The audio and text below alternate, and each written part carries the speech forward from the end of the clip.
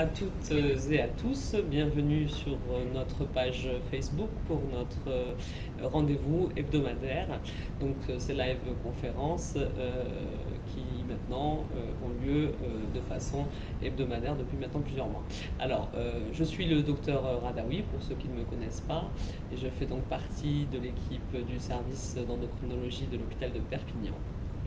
Aujourd'hui, on a décidé de consacrer cette live sur la thématique du pied diabétique.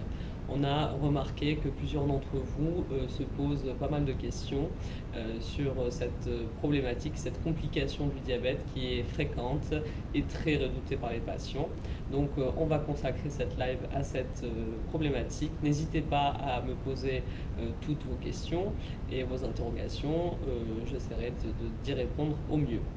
En attendant votre arrivée et vos premières questions, je vais faire un point, un focus sur ce pied diabétique. D'abord, qu'est-ce qu'on entend par pied diabétique? Quelles en sont les causes et les conséquences? Et comment prévenir et guérir les conséquences de ce pied diabétique? Alors, quelques chiffres pour commencer, quelques notions générales. Il faut savoir que la complication est fréquente et qu'elle touche 15% des patients diabétiques au cours de leur vie vont potentiellement présenter une plaie ou un ulcère. 10% malheureusement encourent le risque d'amputation. On attribue 10 000 amputations par an en France au pied diabétique. Pourtant, cette complication grave peut être très largement évitée et elle est liée très souvent à une prise en charge inadaptée et trop tardive. Donc on va aborder comment éviter ces situations dramatiques. Alors qu'est-ce qu'on entend par le pied diabétique? Le pied diabétique, c'est l'ensemble des manifestations pathologiques qui vont être liées au diabète et qui vont toucher les pieds des diabétiques. C'est un phénomène complexe. Très souvent, deux processus pathologiques vont être intriqués et responsables de ces manifestations. Le premier et le principal, c'est la neuropathie diabétique, qui correspond donc à l'atteinte des nerfs des patients diabétiques, donc l'atteinte des jambes en l'occurrence, ou des pieds.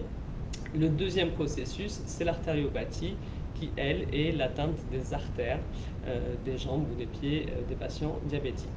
Va s'ajouter à ces deux phénomènes l'infection qui peut venir aggraver le pronostic et aggraver l'évolution de la plaie qu'il faut également prendre en charge. Alors, quels sont les signes cliniques et les présentations de ces processus pathologiques? Pour ce qui est de la neuropathie, elle va être responsable d'un changement de la statique et de la dynamique du pied. Et de ce fait, de la sensibilité également, hein, en plus de la statique et de la dynamique. Et de ce fait, elle va créer des points d'appui anormaux qui vont provoquer de la corne sur vos pieds. Hein, c'est ce qu'on appelle dans le jargon médical l'hyperkératose. Cette hyperkératose va souvent cacher alors j'ai un problème de retour. Bon, je continue. Merci de me dire si vous me percevez toujours. Bonjour à tous. Donc je continue. Cette hyperkératose va souvent cacher des saignements ou des hématomes qui sont responsables de plaies. Donc ces plaies, c'est cette plaie qui se cache derrière la corne qu'il faut retirer. C'est ce qu'on appelle le fameux mal perforant plantaire. On va avoir également d'autres phénomènes de déformation qui sont liés à cette neuropathie, donc qui vont déformer les orteils, qui ont tendance à se recroqueviller ou à se frotter les uns aux autres et se frotter, s'ils sont déformés, au chaussage, et qui potentiellement peuvent provoquer des plaies. Ces déformations-là peuvent atteindre l'ensemble du pied pour des phénomènes plus graves, pour des patients qui ont une atteinte plus grave, et donc effectivement par des phénomènes vasomoteurs assez complexes qui vont provoquer des microfractures et des reconstructions osseuses, on va avoir un pied déformé, cubique, avec un affaissement de la voûte plantaire, et c'est ce qu'on appelle le fameux pied de Charcot, que M. Lionel Parmentier d'ailleurs nous évoque et dont il souffre. Ça, c'est les signes de la neuropathie. Pour l'artériopathie, c'est un processus qu'on connaît beaucoup mieux, hein, puisque vous savez que le diabète, avec les autres facteurs de risque cardiovasculaire, que ce soit le tabac, l'hypertension artérielle ou le cholestérol, vont avoir tendance à provoquer ce qu'on appelle la plaque d'athérome et venir rétrécir ou boucher vos artères. Donc c'est un phénomène assez pernicieux et puisque silencieux, puisque quand ce phénomène se produit, vous n'allez pas forcément ressentir de symptômes et vous n'aurez des symptômes qu'à un stade avancé où l'artère est déjà très rétrécie, ce qu'on appelle la sténose, ou totalement obstruée. Donc c'est pour ça que c'est important, on parlera tout à l'heure du dépistage pour éviter d'arriver à des stades avancés. Les phénomènes cliniques ou les signes cliniques de cette artériopathie, ça va être la douleur qui va commencer par une douleur à la marche, c'est ce qu'on appelle la claudication intermittente, donc qui va forcer le patient à s'arrêter lors de la marche pour que la douleur cesse et pour reprendre sa marche.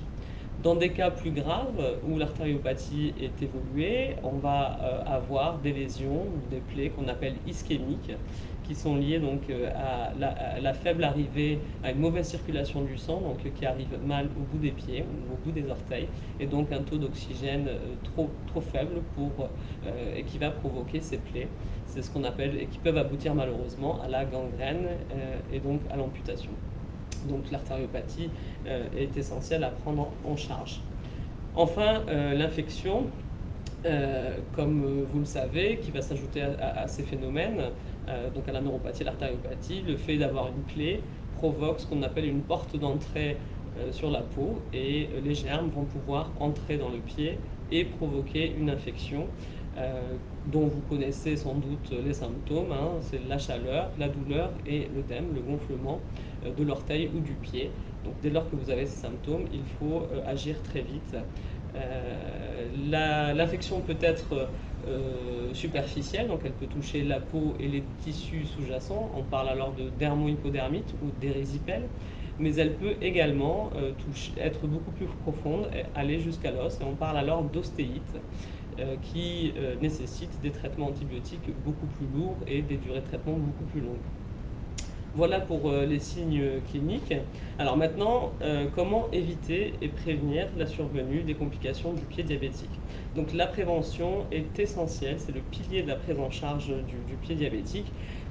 Parce qu'une fois de plus, quand la neuropathie ou l'artériopathie est installée, il est malheureusement parfois difficile de la guérir. Donc on va avoir des messages clés, des conseils à prodiguer à nos patients qui sont à risque. Le premier conseil, c'est évidemment d'équilibrer votre diabète et les autres facteurs de risque cardiovasculaire, donc pour éviter l'aggravation de ces processus pathologiques et de la plaie. On va également, en équilibrant le diabète, diminuer le risque infectieux et favoriser la cicatrisation. L'autre conseil essentiel, c'est évidemment d'avoir une bonne hygiène de pied. Une bonne hygiène de pied qui va commencer par le lavage régulier des pieds au simple savon doux. Il faut bien évidemment bien sécher vos pieds pour éviter la macération qui vous expose aux mycoses et donc également ces mycoses peuvent provoquer des plaies. Autre conseil pour éviter la survenue de plaies diabétiques, donc dans ces hygiènes de pied, les soins de pédicurie auprès de podologues sont également importants.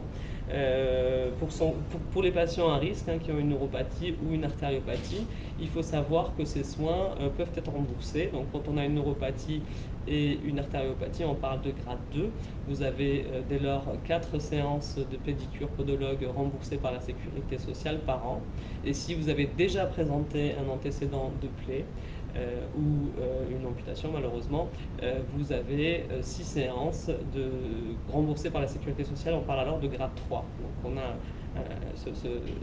cette façon de grader il suffit que votre médecin traitant ou votre spécialiste le précise sur l'ordonnance pour que la prise en charge soit effective. Autre conseil essentiel, c'est évidemment de surveiller vos pieds régulièrement. On sait que la neuropathie va atteindre la sensibilité, donc potentiellement vous risquez de vous blesser sans le sentir. Donc il est très important de regarder vos pieds. Alors soit vous-même à l'aide par exemple d'un miroir au pied de votre lit, soit en vous faisant aider par votre entourage ou vos soignants, notamment si vous avez des infirmières à domicile, de surveiller régulièrement les plaies et de vérifier l'absence de plaies. Autre message clé, il faut évidemment avoir un chaussage adapté. Donc pour ceux qui ont une atteinte de la sensibilité, c'est très important d'éviter de marcher pieds nus parce que évidemment vous risquez de vous blesser sans le ressentir. Et pour ce qui est du chaussage, on vous conseille de choisir des chaussures confortables, pas trop serrées, et pour cela préférez une demi-pointure au-dessus. Pour les patients qui présentent des déformations ou des pieds de charcot évolués, on peut bénéficier de chaussages adaptés sur mesure. Donc on va chez un orthésiste qui va prendre des mesures, qui va mettre en place ces chaussures avec des semelles thermoformées qui vont compenser les points d'appui et éviter la survenue de plaies. Autre conseil, il faut aussi également éviter des ustensiles qui peuvent être dangereux pour ces patients à risque, notamment l'utilisation de bouilloires qui peuvent vous brûler. Et du fait de votre sensibilité altérée, vous n'allez pas forcément le ressentir. Des coupes-ongles aussi inadaptés qui peuvent vous blesser sont à éviter. Enfin, dès lors que vous présentez une plaie de pied, il est essentiel d'être rapide dans la prise en charge avec des soins adaptés. Donc il ne faut pas traîner. Dès que vous avez une plaie, il faut consulter rapidement votre médecin traitant ou votre spécialiste ou une structure adaptée pour vous prodiguer les bons soins, vous prescrire des pansements si besoin et une surveillance infirmière. Enfin, on va aborder la question du traitement du pied diabétique. Donc, comme on l'a dit, c'est une pathologie pernicieuse et souvent asymptomatique. Donc, les deux maîtres mots, c'est évidemment la prévention et le dépistage. Donc, pour traiter, il faut pouvoir dépister quelque chose que vous ne ressentez pas forcément au début en tout cas. Donc pour la neuropathie, le diagnostic est clinique. Donc il se fait lors de l'examen clinique qui commence par l'interrogatoire du patient. On va lui poser un certain nombre de questions, à savoir est-ce qu'il a des sensations douloureuses au niveau des pieds, est-ce qu'il a une perte de sensibilité, est-ce qu'il a des sensations de brûlure, de froid douloureux, de picotement, de décharge électrique. On peut s'aider pour ça du questionnaire DN4 qui nous permet d'établir un score à partir d'un certain nombre de questions. Et au-delà d'un score de 4 sur 10, on peut affirmer l'existence de la neuropathie. On a également, lors de l'examen clinique, on peut s'aider du test au monofilament, qui est un filament fin qui permet de tester la sensibilité du pied. Et là encore, sur certaines zones, on va déterminer un score qui nous permet d'affirmer la présence de la neuropathie diabétique. Pour ce qui est des cas plus complexes et sévères, on peut également réaliser, mais c'est assez rare, un électromyogramme qui va être plus précis sur la sévérité et la localisation de l'atteinte. Donc pour les cas complexes, on peut réaliser cet examen.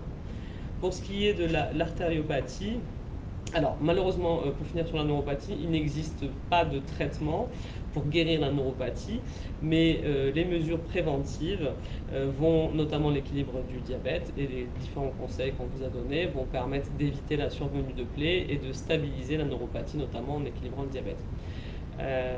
On peut en revanche traiter la neuropathie douloureuse, c'est-à-dire qu'il y a des patients qui présentent les signes cliniques que j'ai évoqués, douloureux. Là, par contre, on dispose d'un arsenal thérapeutique, notamment pour les douleurs aiguës, qui sont les différents antalgiques. Comme vous le savez, on a 3 paliers. On va commencer par le paracétamol, et puis on va associer différents antalgiques si besoin, jusqu'au morphinique. Pour les patients qui présentent des douleurs chroniques, on dispose de traitements au long cours qui sont le Lyrica, comme vous le connaissez pour certains, qui fait partie de la famille des anticonvulsivants, mais qui va avoir une action sur la neuropathie plus spécifiquement, ou le Samalta, qui lui fait partie de la famille des antidépresseurs et qui également a une action sur la neuropathie. Donc, dans les cas sévères, on peut utiliser l'un ou l'autre, voire les associer. Voilà, pour ce qui est de la neuropathie. Pour ce qui est de l'artériopathie, là encore, par rapport au fait que les symptômes sont tardifs, il est très important de vous faire dépister régulièrement. Alors le dépistage, il va être clinique. On va également interroger le patient puisque la première manifestation, c'est la douleur à la marche. Donc on va l'interroger à ce niveau-là. Et puis on va réaliser des dopplers artériels des membres inférieurs. Donc c'est une simple échographie des artères des jambes qui va nous permettre de diagnostiquer la localisation et la sévérité du rétrécissement qu'on va pouvoir soigner pour le coup. Alors le traitement va consister d'abord à la mise en place d'un traitement médicamenteux bien souvent, donc qui va associer un antiagrégant plaquettaire, c'est ce qu'on appelle, c'est ce que vous connaissez sous forme de cardégique ou d'aspirine, pardon, ou de Plavix. Donc ce sont des traitements qui vont permettre de fluidifier le sang et améliorer la circulation. Et on va associer cet antiagrégant aux statines qui permettent de stabiliser et freiner la formation de la plaque d'athérome. Donc on commence toujours par ce traitement médical. Et pour les cas plus graves, où le rétrécissement des artères est plus important, on va on peut réaliser des gestes endovasculaires, donc comme pour le cœur, faire par exemple mettre en place un stent. On va passer par les artères du bras ou l'artère fémorale pour agrandir le calibre de l'artère et améliorer la circulation sanguine jusqu'aux orteils. Pour les cas plus sévères, on peut faire un geste chirurgical qu'on appelle dépontage et qui permet de rétablir une circulation jusqu'en distalité. Voilà pour le traitement de l'artériopathie. Enfin, pour l'infection, vous savez qu'il existe des antibiotiques. On va toujours chercher à documenter, c'est-à-dire à connaître le germe. On a différents moyens pour ça, notamment pour les infections profondes. Il est conseillé et il est même recommandé de faire des biopsies pour bien traiter le germe en question et ne pas provoquer de résistance aux antibiotiques. Donc, pour résumer, si vous êtes à risque et vous vous présentez une plaie de pied, il est important d'agir vite pour éviter les situations dramatiques qu'on arrive très bien à éviter. Donc la première chose, c'est évidemment équilibrer votre diabète. Deuxièmement, de soigner ces différents processus pathologiques, que ce soit l'artériopathie, l'infection et la neuropathie. Troisièmement, mettre en place des soins adaptés. Donc ça c'est essentiel de mettre en place des soins avec des infirmières à domicile si besoin, des pansements, bien nettoyer la plaie, faire de la détertion, c'est-à-dire enlever tout ce qui peut gêner la cicatrisation, que ce soit des peaux mortes ou de l'infection. Et enfin, ce qui est malheureusement souvent mal fait et qui est pourtant essentiel à la cicatrisation, il faut absolument décharger la plaie, c'est-à-dire éviter de marcher dessus. Donc évidemment, si vous avez une plaie et que vous marchez dessus tous les jours, elle ne cicatrisera pas. Donc pour ça, on a différents outils, des chaussages adaptés. Donc si on veut décharger le talon ou l'avant du pied, on dispose des sanitales ou des barouques. Et pour les cas plus graves, il faut carrément utiliser des cannes anglaises ou un fauteuil roulant le temps de la cicatrisation parce que la décharge reste essentielle.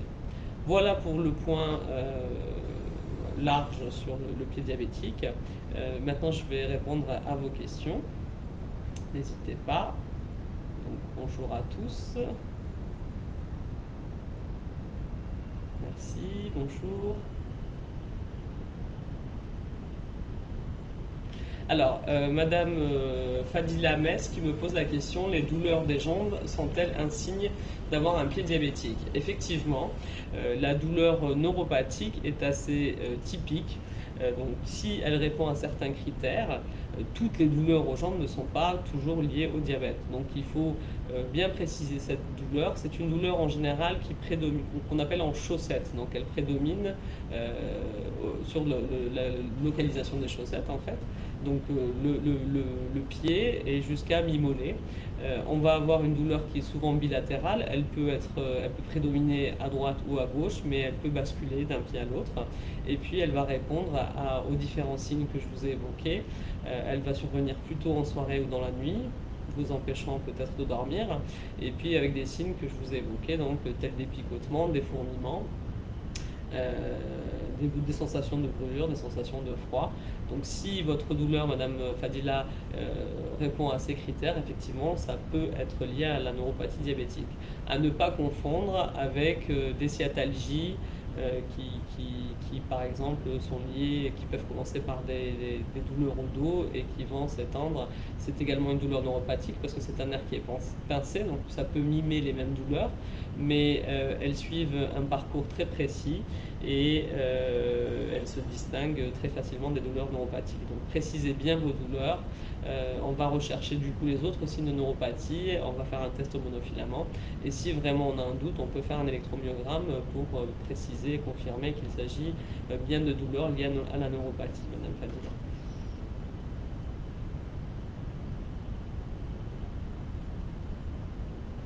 Alors, Malar Lawar me dit qu'il est diabétique depuis 3 ans sous metformine. Il y a très peu, je commence à ressentir des brûlures sous la plante des pieds et tibia.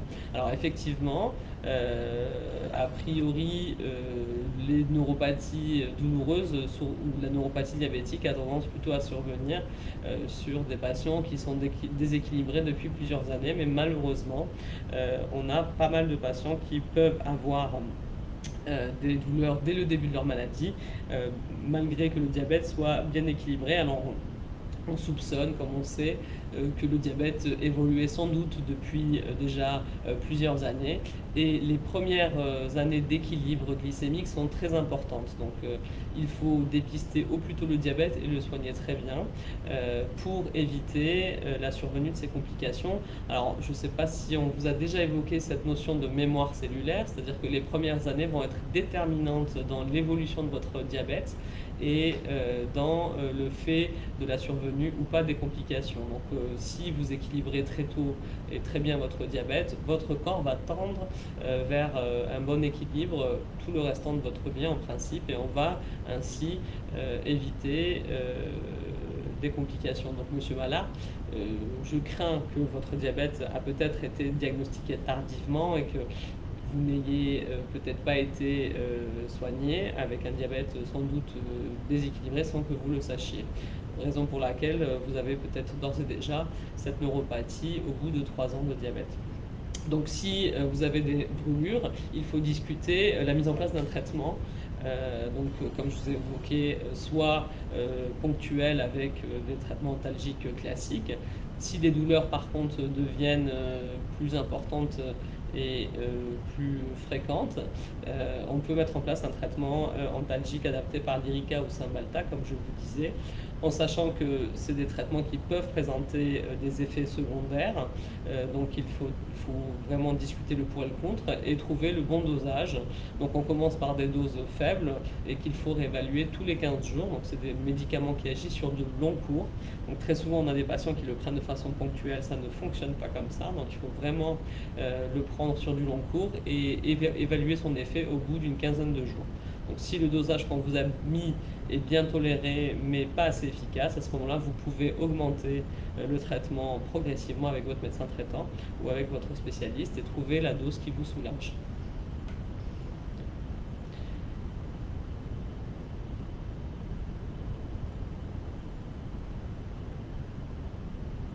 Alors, Monsieur Boubou ou Madame, je suis diabétique, j'ai souvent des picotements des pieds. Est-il un signe aggravant de mon diabète? Alors, c'est pas forcément un signe de gravité, puisque votre diabète est peut être bien équilibré. Pour autant, on a déjà cette neuropathie installée du fait des mécanismes que je viens de vous évoquer. Maintenant, du fait de cette complication qui est déjà présente, ça vous expose à davantage de risques de survenue de plaies. Donc, Monsieur Boubou, il faut être particulièrement vigilant et suivre les conseils que je vous ai donnés pour éviter la survenue de plaies. Sans doute, le facteur le plus grave, s'il est mal pris en charge ou pas pris en charge, c'est l'artériopathie, puisqu'une fois que les artères sont bouchées, on peut malheureusement difficilement les soigner. Donc il faut prendre les choses à temps. Donc la neuropathie, on peut la stabiliser, elle ne vous expose pas à des complications au niveau des pieds, en tout cas irréversibles. en dehors des plaies qu'on peut traiter.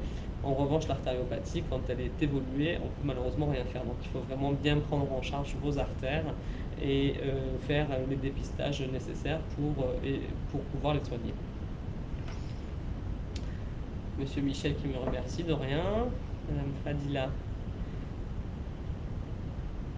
Alors voilà, Madame Fadila qui me pose la question, est-ce que le pied, qui est intéressante, hein, les complications du pied peuvent apparaître rapidement au début du diabète, ou est-ce que c'est une complication qui survient tardivement? Donc ce que je vous ai répondu déjà,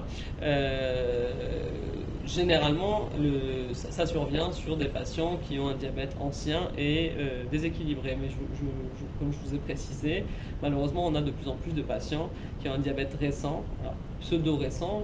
On pense qu'il a probablement été mal diagnostiqué ou trop tardivement, et c'est des années de perdu, de déséquilibré, avec cette notion de mémoire cellulaire qui fait que du coup on va tendre vers des problématiques, même si on l'équilibre par la suite. Donc on a des patients qui sont sous monothérapie que sous metformine, qui pour autant vont avoir des complications assez graves. Donc c'est très important de soigner le diabète, de diagnostiquer le diabète le plus tôt possible. Donc vous savez que souvent il s'agit de patients diabétiques de type 2. Donc bien donner des conseils auprès de votre famille pour un dépistage précoce, et donc vous faire soigner le plus vite possible. Et ces premières années vont être déterminantes dans l'évolution du diabète et de ses complications. Donc bien équilibrer le diabète d'emblée.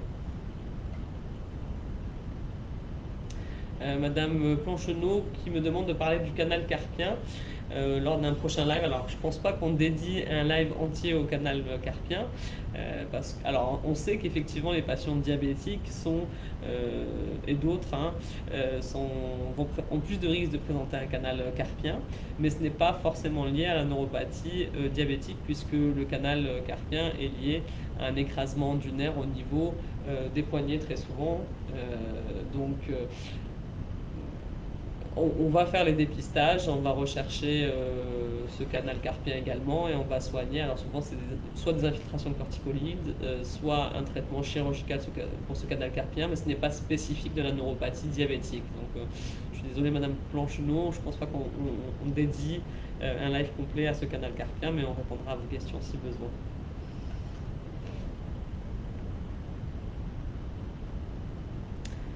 Monsieur Bénichou, un fidèle parmi les fidèles, qui nous demande: un intertrigo des orteils doit-il accentuer la vigilance, et en particulier surveiller et en particulier surveillance de la sensibilité? Alors l'intertrigo, donc c'est une mycose entre les orteils qui survient généralement du fait de la macération. Donc c'est pour ça que j'ai insisté sur l'importance du lavage au savon doux et du séchage, puisque le lit de la mycose, du développement de la mycose, c'est la macération et donc des milieux humides. Donc effectivement, les patients diabétiques vont être plus exposés à ce genre d'infection, à ces mycoses, parce qu'ils sont considérés comme immunodéprimés, donc ils sont plus à risque de faire des infections. Donc effectivement, c'est très important de traiter ces mycoses qui peuvent être qui peuvent provoquer des plaies, et de là, très souvent, les plaies de pied démarrent par cette cause qui est la mycose, qui est facile à traiter pourtant, et donc qui va provoquer une plaie. Donc cette plaie, c'est une porte d'entrée, comme je vous l'ai expliqué, qui va faire en sorte que les germes vont entrer dans le pied et provoquer l'infection. Donc c'est très important de traiter ces mycoses par un antimycotique, c'est l'éconazole ou le pévaril pour le nom commercial, qui existe en spray pour éviter la macération, et qu'il faut appliquer tous les soirs entre les orteils sur une période assez longue. Il faut savoir que les mycoses, c'est long à traiter, même si ça se soigne très bien, donc il faut être patient, et il faut environ 1 mois à 6 semaines de traitement pour en venir à bout.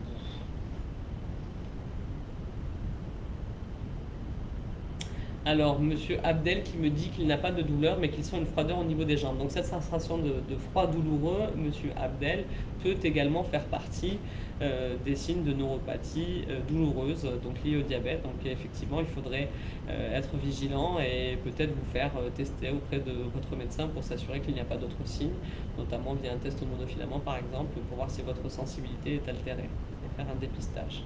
Mais la froideur douloureuse peut tout à fait être un signe de neuropathie diabétique. Voilà, donc Madame Nathéo qui confirme elle aussi ce problème de pied froid la nuit et qui lui cause des douleurs. Donc tout à fait, ça peut. Donc quand le froid est douloureux, il faut penser à la neuropathie diabétique et dans ces cas, vous pouvez bénéficier d'un traitement comme je vous l'ai évoqué. Monsieur Parmentier, rebonjour, toujours parmi nous, merci d'être aussi fidèle. Qui me parle, oulala, c'est long. Qui a un diabète bien équilibré, qui a une hypertrophie ventriculaire, donc le cœur un peu épais, mais la fonction cardiaque est préservée. Donc on sait qu'il a une insuffisance rénale et il a un problème de dislocation du lisfranc et du chopard. Donc il l'a évoqué avant, Monsieur Parmentier. Effectivement, la maladie de Charcot. Alors il a une maladie de Charcot. Donc la maladie de Charcot est une complication assez évoluée du pied diabétique. Donc c'est des phénomènes assez complexes. Donc votre question, pour vous répondre plus exactement, il y a une ostéomyélite suspectée sur le versant porteur du cuboïde avec petit abcès collecté. Que me conseillez-vous? On me parle de réaliser un CT pour rechercher un scanner, j'imagine, pour rechercher une ostéite, un rendez-vous chez le chirurgien orthopédique pour prélèvement. Alors, je ne sais pas où vous êtes suivi, Monsieur Parmentier. Donc, nous, comment on procède quand on a une maladie de Charcot? Donc, la maladie de Charcot, je vous disais, c'est une déformation qui touche tout le pied, avec des phénomènes assez complexes et intriqués, donc des phénomènes vasomoteurs, des chaleurs. Donc, ça marche par poussée. On va avoir ces phénomènes vasomoteurs qui vont fragiliser l'os. Donc, on va avoir des microfractures et des reconstructions osseuses qui vont aboutir à cette déformation du pied qui a une allure cubique. Ce qui est très compliqué, donc on sait que c'est des pieds qui sont à risque d'infection. Ce qui est compliqué, c'est de faire le distinguo entre une poussée de maladie de Charcot, donc une poussée aiguë qui va provoquer les mêmes signes qu'une infection. Les signes à l'IRM peuvent également, au niveau de l'os, être très similaires. Donc c'est très compliqué. Il faut un œil de spécialiste aguerri pour bien distinguer à l'IRM en tout cas, faire la différence, puisque comme dans le Charcot, la poussée de Charcot, l'infection peut provoquer, en tout cas au plan local, un pied douloureux, chaud, qui augmente de volume, comme dans une infection. À l'IRM, pareil, on peut avoir des signes similaires. Alors, ce qui compte, nous, on a un doute, on va essayer de. C'est un faisceau d'arguments, c'est-à-dire qu'on va essayer de voir la clinique, s'il y a une plaie ou une porte d'entrée, si ça correspond plus à une infection, une poussée de Charcot. Les examens biologiques, hein, donc on a des signes, si on a des signes d'infection bactériologique plutôt qu'une simple inflammation. Et puis un examen qui est très utile, mais qui peut être lourd à organiser parce qu'il faut revenir plusieurs fois et l'organiser en plusieurs fois, c'est la scintigraphie au polynucléaire marqué. Donc c'est une scintigraphie qui va marquer les polynucléaires. Donc vous savez que les polynucléaires, c'est une partie des globules blancs qui vous défendent des infections. Et ces polynucléaires, on va les marquer. Donc si à la scintigraphie, on va avoir une fixation intense, c'est plutôt en faveur d'une infection bactérienne plutôt qu'une poussée de Charcot. Donc c'est un examen très utile dans ces cas-là, Monsieur Parmentier, pour nous permettre de savoir si réellement il y a une infection ou si juste c'est une poussée de maladie de Charcot. Pour avoir donc ça c'est un faisceau d'arguments qui va nous guider dans notre prise en charge, mais le diagnostic formel c'est effectivement la biopsie qui va le permettre. Donc selon où est située votre infection, donc là c'est au niveau de l'articulation, c'est un petit peu compliqué de le faire au pied du lit ou même si on fait une anesthésie locale bien évidemment pour ceux qui sont douloureux, on va préférer une ponction sous scanner, ce qu'on appelle une ponction guidée qui va aller prélever l'endroit suspecté et qui va nous permettre de conclure si il y a une infection ou pas et quel germe est concerné. Dans ces cas-là, oui, Monsieur Parmentier, je vous conseille de réaliser cette ponction sous scan, peut-être de réaliser la scintigraphie, mais si au polynucléaire marqué, mais si l'IRM clairement est concluante et qu'il y a un abcès, a priori, on peut aller à la ponction. Maintenant, s'ils ont un doute et que l'exploration est difficile et trompeuse, comme vous le précisez, vous pouvez peut-être faire cette scintigraphie au nucléaire marqué, qui se réalise dans les services de médecine nucléaire. Donc, il n'y en a qu'un dans le département, c'est à l'hôpital. Et puis après, si c'est confirmé, à ce moment-là, aller organiser cette ponction sous scanner. Et ça se fait là où il y a des radiologues interventionnels, donc un peu partout dans le département, mais à l'hôpital également, on peut la réaliser. Donc à partir de là, on confirmera ou pas le diagnostic et on adaptera les antibiotiques. Voilà pour vous, monsieur Parmentier, c'était un cas intéressant de pied de charton.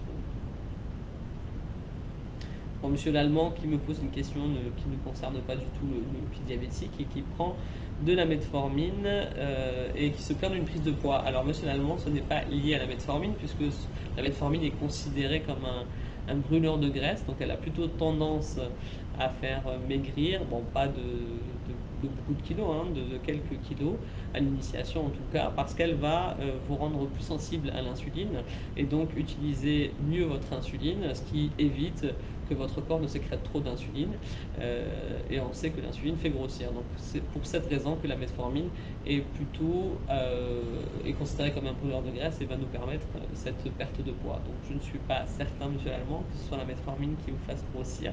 Peut-être revoir un peu les règles d'hygiène-diététique, votre activité physique et votre diététique. Alors, monsieur Moussa qui me dit qu'il a la sensation de brûlure au pied, mais son test est toujours inférieur à 1. Alors, monsieur Moussa, je ne sais pas de quel test vous parlez.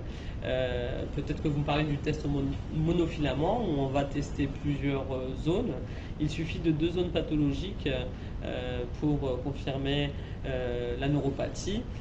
Maintenant, si vous me parlez du DN4, effectivement, c'est 10 questions c'est un score sur 10, pardon, c'est plusieurs questions avec un score sur 10. Au-delà de 4, on considère qu'il y a une neuropathie diabétique. Donc on peut s'aider de l'un ou de l'autre. Maintenant, si vraiment on a un doute et que vos sensations sont que vos douleurs sont très ressemblantes à une neuropathie diabétique, on peut aller jusqu'à l'électromyogramme et faire cet examen pour infirmer ou confirmer la neuropathie. Monsieur Mourad qui me parle aussi de glucophage, qui me dit qu'il a beaucoup de diarrhée sous glucophage 850. Est-ce que c'est dû aux médicaments? Oui, monsieur Mourad, le principal effet indésirable du glucophage ou de la metformine, donc, c'est des troubles digestifs comme la diarrhée, le ballonnement ou les douleurs abdominales. Alors, c'est malheureusement ce qu'on déplore le plus souvent. Et bon, c'est assez dramatique pour nous parce qu'on sait que le glucophage et la metformine, ça reste le meilleur médicament contre le diabète de type 2. Ça nous permet de repousser son évolution. Donc on essaye toujours de trouver le bon dosage pour éviter son arrêt. Donc vous êtes à 850, je vous conseille de passer à 500 mg pour éviter ce désagrément et essayer de maintenir des petites doses de metformine. Il existe également le Stagide qui s'appelle 700, mais qui en fait ne contient que 250 mg de metformine. Donc on peut, si vous ne supportez pas la metformine à 500 ou le glucophage à 500, et tenter le Stagide qui a encore un dosage plus faible pour essayer de maintenir ce traitement. Voilà, monsieur Mourad. Alors, Madame Day qui me dit qu'elle a, s'il existe un traitement pour le retour veineux, pour améliorer les douleurs et les œdèmes avec la chaleur de l'été. Alors, il faut savoir que les œdèmes concernent davantage le retour veineux, effectivement. Donc, il s'agit des veines et non pas des artères. Donc, dans le pied diabétique et les complications que j'ai évoquées, on va davantage avoir une atteinte des artères que des veines. Donc les veines ne sont pas touchées par le diabète. En revanche, chez les patients qui présentent un surpoids ou qui sont obèses, notamment on sait que c'est le cas de beaucoup de diabétiques de type 2, on va avoir des problèmes de retour veineux qui sont davantage liés au poids qu'au diabète. Donc pour cela, le traitement le plus adapté malheureusement c'est les chaussettes de contention ou les bas de contention qui vont permettre d'améliorer le retour veineux et qu'il faut mettre avant de commencer à marcher, donc dès le matin au réveil, avant de poser le pied. Il existe après des techniques chirurgicales pour des problèmes d'insuffisance veineuse importante. Alors il faut savoir que les insuffisances veineuses vont également, du fait de l'œdème, peuvent provoquer des ulcères et des plaies.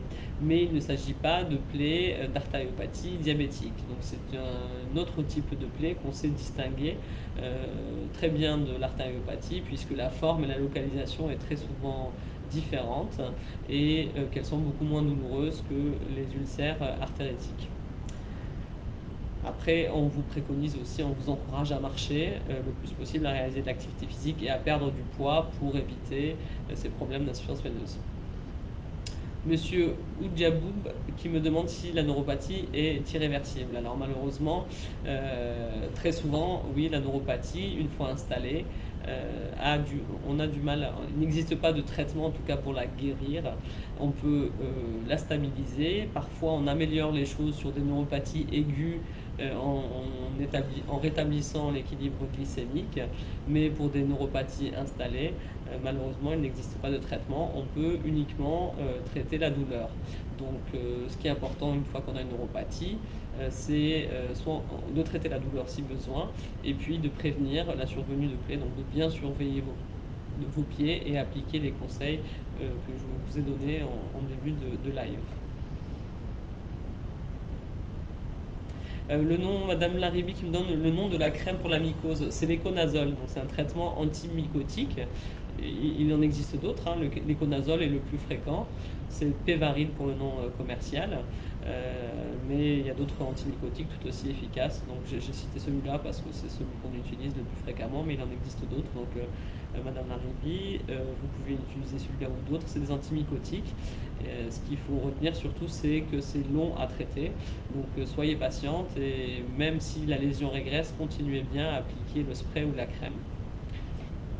Donc en général, ces mycoses surviennent chez le diabétique plutôt en interdigital, mais dans toutes les causes, les endroits où il y a de la macération. Donc par exemple chez les patients en surpoids, quand il fait chaud, on arrive dans la période des grandes chaleurs avec l'été, qui peuvent avoir des sudations importantes. Les grands plis peuvent être concernés, donc les plis au niveau du ventre ou au niveau des seins peuvent être touchés. Donc dès que vous avez des rougeurs prurigineuses qui vous grattent et des éruptions, pensez à la mycose et allez voir votre médecin traitant pour faire le diagnostic et la soigner.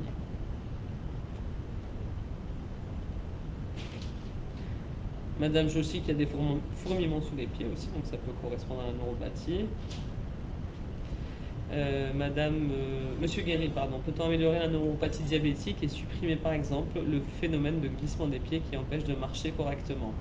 La supprimer non, la stabiliser oui. Après on peut pour stabiliser le pied et éviter la survenue de complications choisir un chaussage adapté. Donc en général ça améliore beaucoup le confort des patients et ça évite surtout la survenue de ces plaies.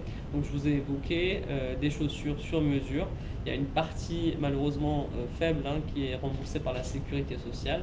Donc c'est un certain coût pour ce qui est du sur-mesure.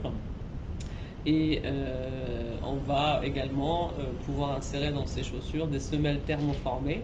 Donc c'est des semelles qui vont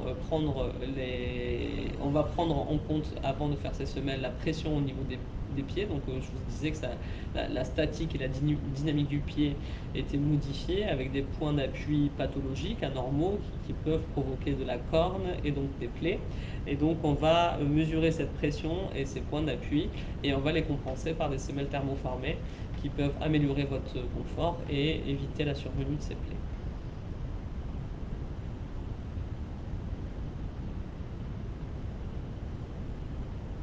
Madame Anan qui nous dit qu'elle est diabétique de type 1, qu'elle a 32 ans et qu'elle a des douleurs au niveau des pieds, je dirais aussi brûlures, mais c'est pas régulier, je dois consulter ou pas?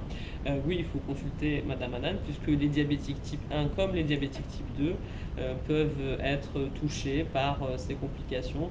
Donc, ils font partie de ce qu'on appelle les micro-angiopathies. On sait que les diabétiques type 1 sont particulièrement sensibles aux micro-angiopathies, donc l'atteinte des petits vaisseaux et des nerfs.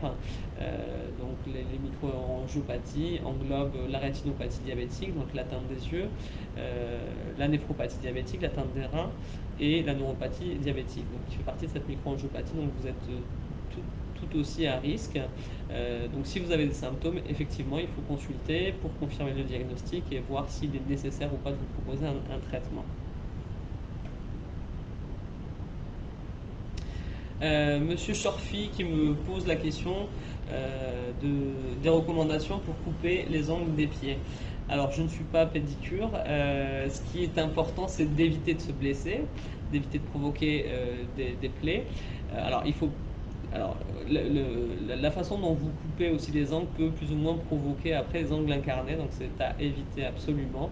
Donc, peut-être, monsieur Chorfi, ce que j'aurais tendance à vous conseiller, c'est une fois au moins si vous n'êtes pas à risque et que vous êtes un grade 0, c'est-à-dire sans neuropathie, sans atteinte de sensibilité, sans atteinte des artères, d'artériopathie, peut-être une fois au moins aller voir un pédicure podologue qui va vous prodiguer ses conseils, qui sera bien meilleur que moi à ce niveau-là, pour couper les ongles et qui vous donnera la bonne attitude à avoir pour poursuivre chez vous sans prendre de risques.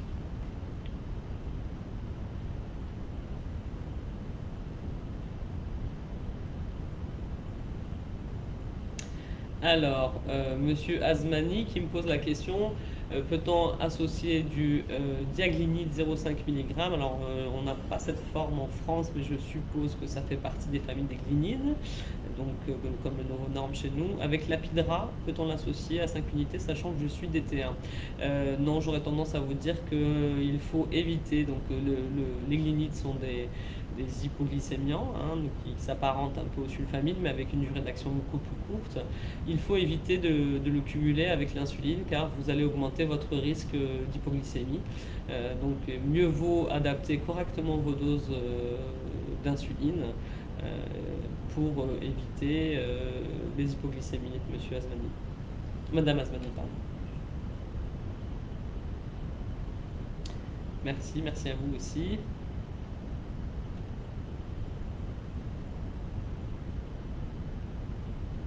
Alors, Madame Denise qui m'évoque l'existence peut-être d'un patch anti-diabète. Cela est-il vrai? Merci.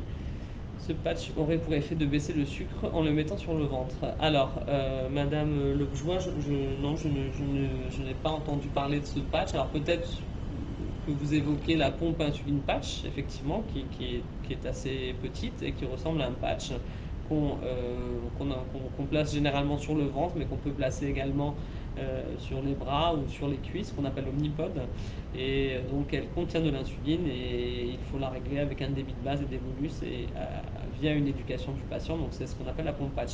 Mais un patch qui sécrète de je ne sais pas trop quoi, qui régule le diabète, non, à ma connaissance, ça n'existait pas. Attention aux fake news et aux commerciaux mal intentionnés. On trouve un peu de tout sur Internet. Donc, je sais qu'on a aussi entendu parler de l'insuline en spray, mais c'est en cours d'étude. En tout cas, ce n'est pas validé. On a mis en revanche un article cette semaine sur notre site Diabète 66, hein, qui est apparu aussi sur la page Facebook, sur le spray glucagène, donc, qui permet de remplacer l'insuline par le glucagène lorsque vous faites une hypoglycémie sévère, notamment chez les diabétiques de type 1 qui sont plus exposés, avec des troubles de la conscience qui peuvent aller jusqu'au coma, plutôt que de réaliser un glucagène par votre entourage qui est souvent affolé dans ces situations un peu d'urgence. Faire un glucagène en injection intramusculaire ou sous-cutanée, ça peut être compliqué. Et ils viennent de valider, mais qui n'est pas encore commercialisé en France, donc on attend avec impatience ce produit. Ils viennent l'agence européenne de santé vient de valider ce produit qui est un glucagène en spray, donc il suffira d'administrer, de faire un spray dans le nez de ces patients qui sont inconscients ou qui ont des troubles de la conscience pour améliorer leur glycémie et revenir à leur niveau de conscience normal. Voilà. Donc non, je n'ai pas entendu parler de ce patch, désolé. Monsieur Benichou qui me demande si une douleur du talon calmée par les anti-inflammatoires non stéroïdiens peut-elle être associée au diabète?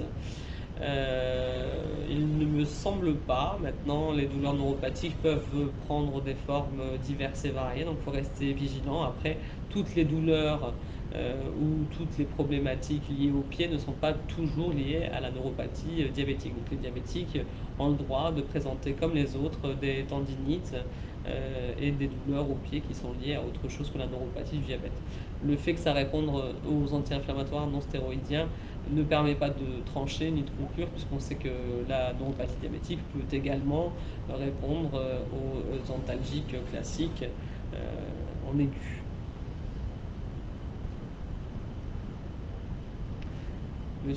Monsieur Arif, merci pour ces bons conseils. Plus de précision à Marel avant le repas et après seulement la metformine. Je n'ai pas bien compris votre question, monsieur Arif. Peut-être vous demandez-vous s'il faut prendre la marelle avant ou après le repas. Alors la marelle est un sulfamide qui agit 48 heures, donc il n'y a pas d'heure. En général, on conseille de le prendre le matin, mais comme il agit de façon prolongée et retardée, l'incidence sur le repas, il n'y a pas d'incidence sur le repas, donc il n'y a pas à privilégier avant ou après le repas. On préconise de le prendre le matin et il a une durée d'action assez longue. Louise, merci pour ces conseils, moi qui avais très mal au pied. Eh bien, tant mieux, Louise. Alors, Madame Fadila, quelles sont les causes qui font que des personnes ayant le pied diabétique se font amputer? J'ai entendu parler de gangrène. Donc, je vous invite, Madame Fadila, à revoir la live en replay. J'ai fait un focus pour expliquer ces différents phénomènes. Rapidement, je vous rappelle que les amputations sont globalement, malheureusement, liées à une mauvaise prise en charge, trop tardive et pas adaptée. Et elles peuvent, heureusement, je vous rassure, dans la plupart du temps, éviter. L'amputation, donc ça peut, l'amputation est souvent liée au phénomène vasculaire, puisqu'on sait qu'une fois que l'artère est bouchée, on a du mal à la déboucher. Donc quand elles sont rétrécies, qu'on parle de sténose, on va pouvoir limiter la sténose, voire mettre en place un stent, donc un ressort, pour rétablir le bon calibre de l'artère. Mais une fois que l'artère est bouchée, malheureusement, on peut faire un pontage pour créer un pont, une dérivation de la circulation sanguine, mais malheureusement, il est possible que dans certains cas, on n'ait pas de solution, et c'est dans ces cas-là que la circulation n'arrive pas en distalité, et on arrive à des situations critiques qu'on appelle la gangrène, donc la nécrose, quand le tissu meurt, on parle de nécrose, et donc à l'amputation. Donc c'est ce cas, c'est les cas les plus fréquents d'amputation. Alors heureusement, il concerne de moins en moins de patients, et malheureusement les patients concernés sont souvent des patients qui se sont mal soignés et qui ont laissé traîner les choses. Donc si vous faites dépister régulièrement et qu'on décèle cette artériopathie débutante ou ces sténoses, on peut encore agir et on peut stabiliser les choses.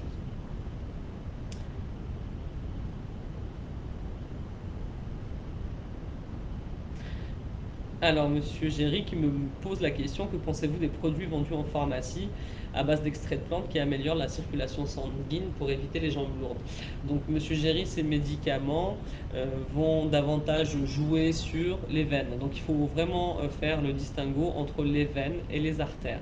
Donc, les artères vont nourrir, vont apporter l'oxygène, et donc c'est essentiel à vos organes, notamment à vos pieds.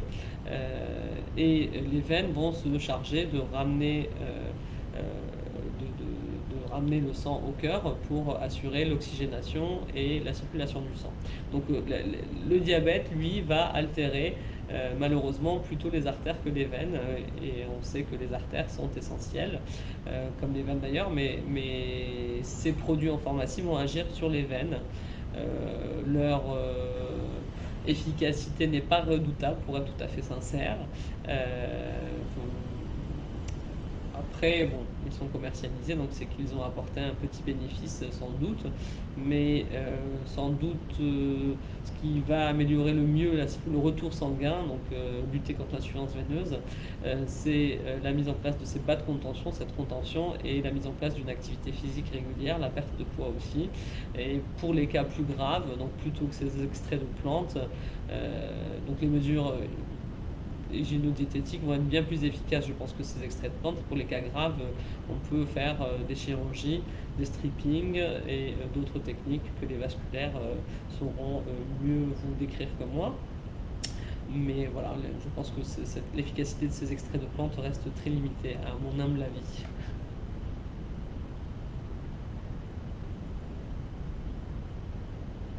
Alors, Monsieur Parmentier, qui est suivi régulièrement par une pédicure podologue, visiblement, puisqu'il a un pied de charcot, il a bien raison, et qui nous parle de limes à ongles en carton qui sont conseillés effectivement par sa pédicure pour éviter les blessures. Donc, comme je vous le disais, dans les conseils et les mesures, les précautions à prendre, il faut absolument éviter les outils dangereux qui peuvent vous blesser, comme les coupes-ongles. Donc, préférez effectivement des choses plus souples ou moins dangereuses pour vos pieds, comme ces ongles en carton, c'est tout à fait adapté comme conseil.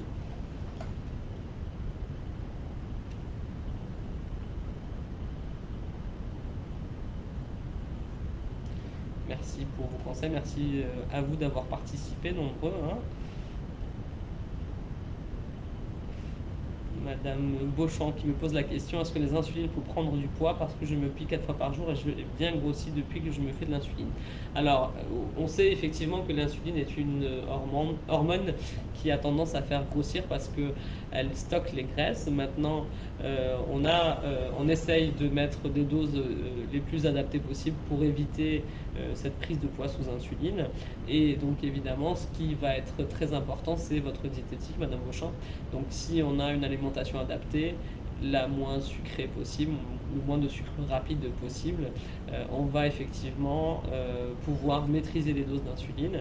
Et puis on a d'autres phénomènes, d'autres outils pour lutter contre ces phénomènes qui est l'insulinorésistance chez les diabétiques de type 2.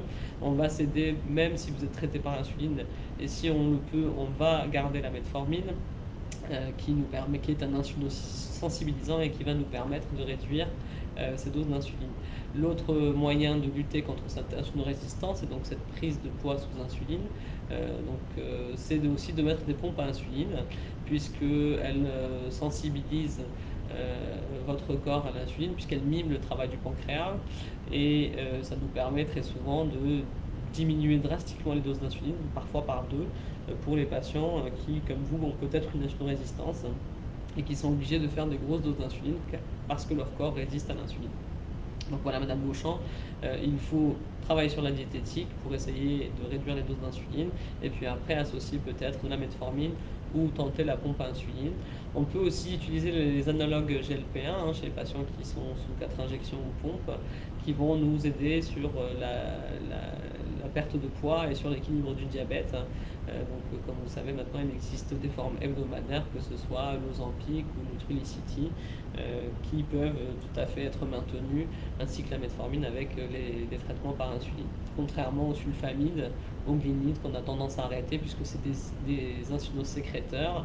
Donc, si vous avez de l'insuline, il est inutile de mettre en place des insulinosécréteurs, d'autant qu'ils vont vous exposer à un risque d'hypoglycémie.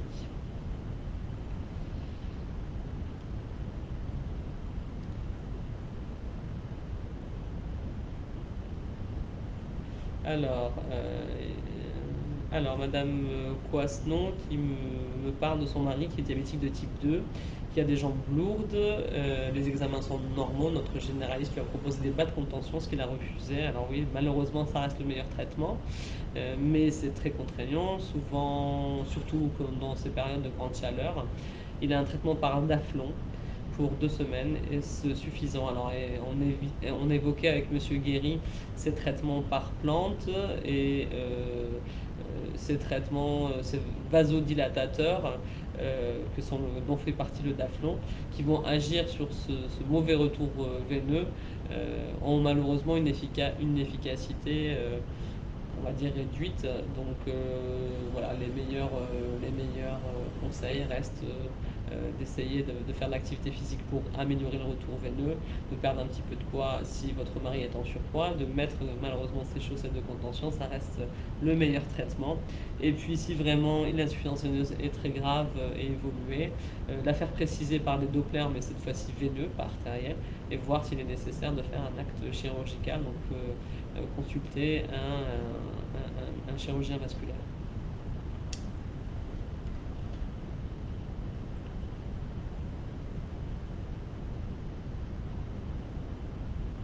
Alors, Monsieur Ndiaye qui nous parle du Sénégal, qui me dit que 30% des morts du Covid au Sénégal sont diabétiques. Je voudrais savoir si nous sommes plus exposés, même si nous avons un diabète équilibré.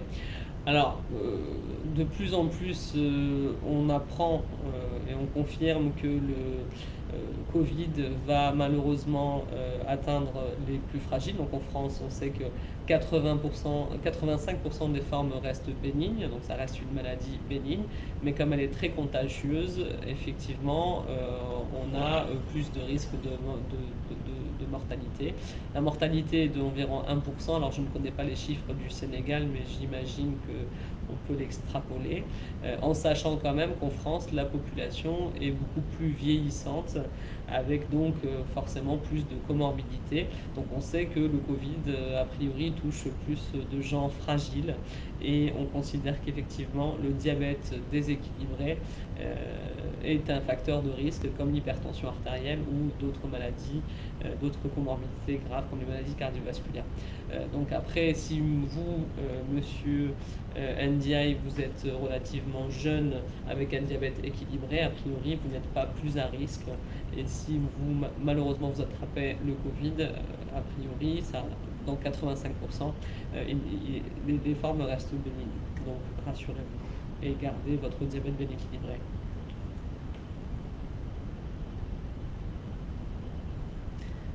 Ah, j'espère que vous m'entendiez bien parce que monsieur Abdelaziz se plaint d'un mauvais retour. Alors pour les dernières questions sur le pied diabétique, on arrive à la fin de cette e-live. Peut-être monsieur... Alors juste madame Adi ou monsieur Adi qui demande l'adresse de notre cabinet, le numéro de téléphone. Donc nous avons un site internet et la page Facebook, c'est Diabète 66, donc, où vous allez trouver toutes ces informations, monsieur Adi. En fait, on se trouve à Perpignan, au centre hospitalier de Perpignan. C'est le service d'endocrinologie. Et dernière question peut-être, c'est la dernière question sur le pied. Madame Khadija qui me dit je suis diabétique de type 1, que pensez-vous du lavage de pieds 5 fois par jour? Ça me semble très excessif. Alors bon, je ne sais pas ce que vous faites de vos pieds, mais si vous portez un chaussage adapté, je n'ai pas de préconisation particulière sur le nombre de lavages de pieds qu'il faut avoir, mais au moins une fois par jour, ça me paraît déjà bien. L'idée, c'est d'avoir des pieds propres. Il faut privilégier un lavage doux, au savon doux, hein, inutile de... On n'a pas tellement parlé des désinfectants, mais on préconise d'éviter l'utilisation de désinfectants sur les plaies de pieds diabétiques ou sur les pieds diabétiques, puisque la flore qui est présente dans une plaie dépourvue d'infection va être nécessaire à la cicatrisation de la plaie, et que ces antiseptiques vont venir abîmer cette flore ou la détruire. Donc savon doux, eau et bien séché surtout pour éviter la macération. Donc autant de fois que nécessaire que vos pieds sont sales, mais une fois par jour en portant un chaussage adapté, ça me paraît largement suffisant. Voilà. On arrive à la fin de cette live. C'était un plaisir de partager ce moment avec vous. Et vous retrouverez la semaine prochaine le docteur Benichou pour la dernière live de cette saison. On fera probablement une petite pause d'un mois au vu de la période estivale.